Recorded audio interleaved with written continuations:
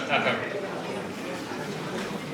Spoštovani in dragi ljudje dobre volje, prisrčno vas pozdravljam v imenu Združenja Oblipi sprave, pa tudi župnije in vseh zavzetih ljudi, domačinov, ki ste pomagali postaviti razstavo, ki ste pomagali organizirati to srečanje. Zelo zanimiva razstava je na ogled v sosednjem prostoru in bo to tudi v prihodnjih dneh. Njen naslov je Vsako noč požrla koga iz naših krajev.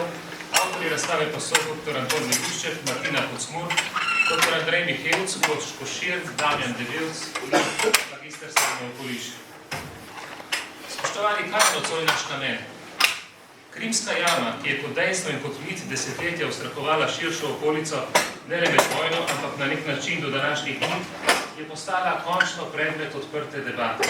S tem, ko se je njena strašljiva vsebina po delovanju vladne komisije za prikrita grobišča spravila na plano in javnost.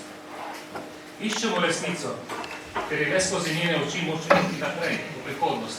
In tisto, kar danes tukaj počnemo, ni sicer ukvarjene s preteklostjo, vendar je naložba za prihodnost. Naš pogovor bo namenjen celim uran, ki jih je to krašno brezlo, Krimska jama, povzročilo v slovesnem prostoru, posebej tukaj na vašem področju. Seveda te rane ni povzročila Krimska jama kot taka, ampak ljudje, ki so ubijali in ki so svoje sorojake metali v to brezlo. Dovolite mi, da predstavim goste. Z nami je dr. Janez Jukant, teolog, predsednik Združenja Oblipi sprave.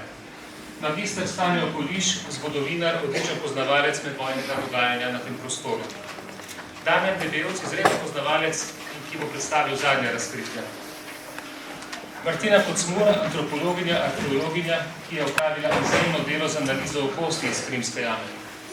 Dr. Anton Melušček je znosko smrtnih postankov vodil kot strokovnjak arheolog in hkrati član vladne komisije za prikrita grobišča. Član vladne komisije za prikrita grobišča je tudi dr. Andrej Mihevc, jamarski strokovnjak, speleolog, res človek, ki pozna skoraj vse odgovore na vprašanje, ko gre za kraška brezna in jame, in dr. Stane Granda, eminentni slovenski zgodovinar, človek, ki je poznan po tem, da je brez dlake na jeziku potreba povedati tisto, kar je potrebno povedati, in danes nocoj gotovo ta priložnost. Pa začnimo z nekakšnim pogledom v zgodovinsko dogajanje, ki je povzročilo, da smo danes tukaj, da se za to zanimamo. Ampak še predtem pa bi rad pozdravil tudi gospoda dekana, Maksa Ibovca. Brez njegove, nekje tukaj med nami je.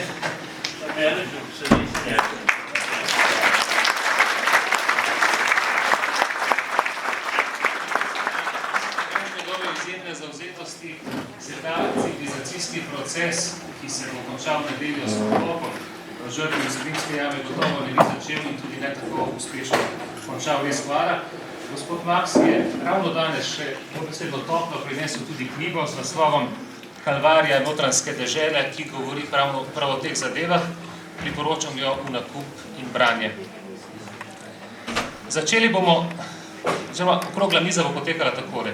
Vsak od prisotnih gostov bo imel nastop, ki bo nekoliko krajši od mogoče, kot si bo želel, ampak recimo nekaj minut, tam do 5 minut, tako da bi ostalo dovolj časa za medsebojno komunikacijo, za debato, tudi za kakšno vprašanje ali pa mnenje vas, seveda spoštovana publika.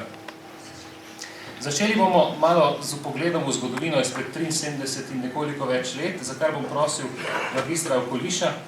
Predstavite nam, prosim, čas, v katerem se je dogajala Krimska jama, in tudi eno osnovno vprašanje za ljudi, ki recimo o tem zelo malo vedo, zakaj je pravzaprav sploh prišlo do teh umorov, komu so bili, čemu so bili namenjeni.